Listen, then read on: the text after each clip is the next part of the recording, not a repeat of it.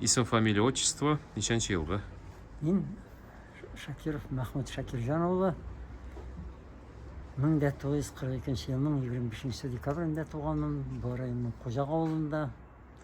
Абдулмалик бабай турында бір-ике истәлек. Малик абзый безнең әткәй Коръән хафиз белән һәм Камил әби белән бик дуслар иде, бик аралашалар иде, бик йөрешәләр иде.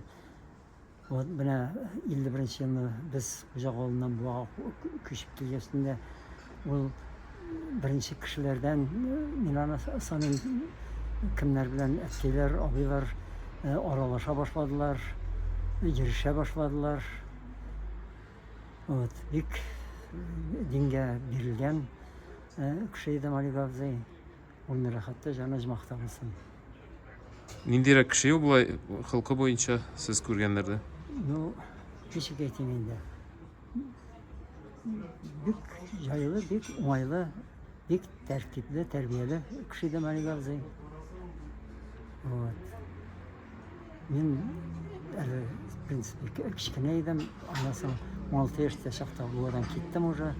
Казан авиация институтына укырга кердем.